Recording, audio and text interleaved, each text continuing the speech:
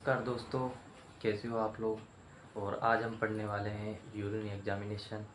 मैं आपको बताता हूँ यूरिन एग्जामिनेशन के प्रोसीजर, इसे कैसे कलेक्ट करते हैं, इसे कैसे प्रिजर्वेशन करते हैं, एंड इसके अंदर क्या क्या डिजीज़ होती है, बैक्टीरिया होता है, इसमें किस किस चीज़ की कमी होती है। मैं आपको एक बार दिखाता हूँ ऊपर से थोड़ा थोड़ा। तो ये मैंने एक प्रीव्यू बनाया है ऊपर से एक फ्लो चार्ट के लिए। बाकी तो ये है करीबन करीबन 30 पेज के आसपास है, करीबन 30 पेज। ये देख लो आप, ये सारे पेज ही है। तो इसे पलटता ही जाऊंगा तो ये ख़त्म ही नहीं होंगे। बहुत है ये पेज, बहुत। तो ये काफ़ी ज़्यादा पेज है। तो मैं आपको एक फ्लो चार्ट में दिखाना चाहूँगा कि सबसे पहले हो गया अपना यूरिन एग्जामिनेशन। इसके अंदर नेफ्रॉन यानी किडनी की एक कार्यात्मक इकाई है। फिर आ गए इंडिकेट फॉर यूरिन एनालिसिस, कैसे हम उन्हें एनालिसिस करते हैं। फिर कलेक्शन हो गया, कैसे कलेक्ट करते हैं। टाइप्स ऑफ यूरिन सैंपल, उनके टाइप्स होते हैं रैंडम सैंपल को कलेक्ट करने के भी। तो उसके अंदर आ गए random sample, fresh early morning sample, post prandial, mid stream urine, catheter. तो ये एक अलग अलग प्रोसेस होता है।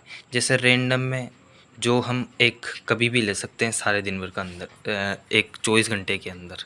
और जो फ्रेश अर्ली होता है जो प्रेगनेंसी के टाइम पे लिया जाता है, यानी सुबह सुबह।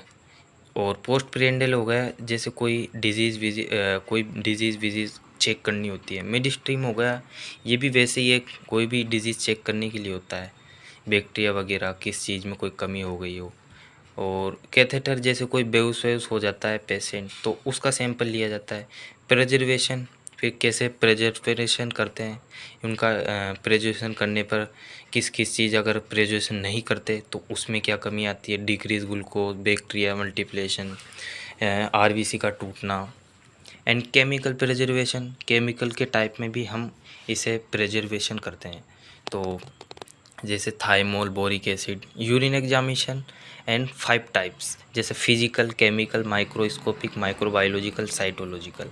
तो ये इनके अलग अलग हो गए। फिजिकल में जैसे हम क्या क्या चेक करते हैं, ये एक अलग पूरा वो हो गया कॉन्सेप्ट जिसके अंदर डिटेल में हम पढ़ेंगे।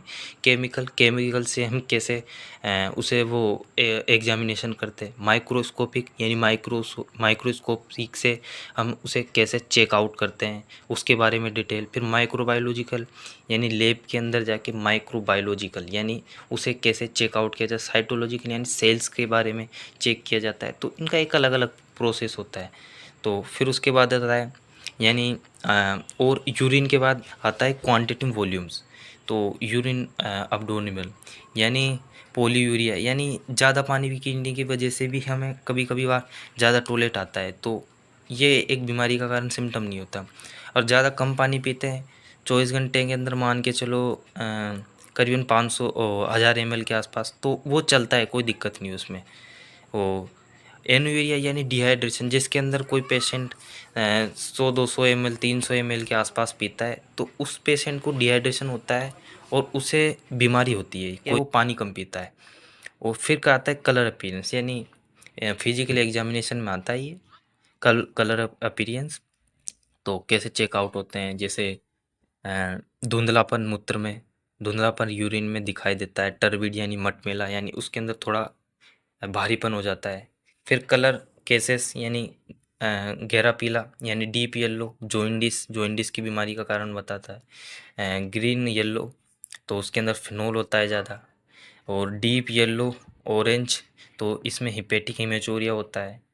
और रेड होता है तो वो एक नॉर्मल है, मतलब उसके अंदर हिमोचूरिया होता है। सॉरी, मैंने हिपेटिक पहले बोल दिया था, हिमेचूरिया होता है इसमें। तो ये कंप्लीट, ये इसके अंदर मैं पढ़ूंगा आज। तो पूरा तो कंप्लीट नहीं पढ़ पाऊंगा, हाँ, लेकिन हाँ इतना है कि थोड़ा बहुत 4-5 पेज, 6-7 पेज, ये क्या है, छोटा छोटा पार्ट में डिवाइड करने के बाद इसे मैं पढ़ पाऊंगा। कि एक साथ तो पढ़ नहीं सकता ना, और फिर वो चीज़ें पीछे की साइड भूल जाऊँ तो क्या मतलब। उससे छोटा छोटा डिवाइड कर लो, जिससे क्या दिक्कत भी ना हो और अपना काम भी हो जाएगा। तो मिलते हैं फिर नेक्स्ट वीडियो में। हंसते रहे, मुस्कुराते रहे। धन्यवाद।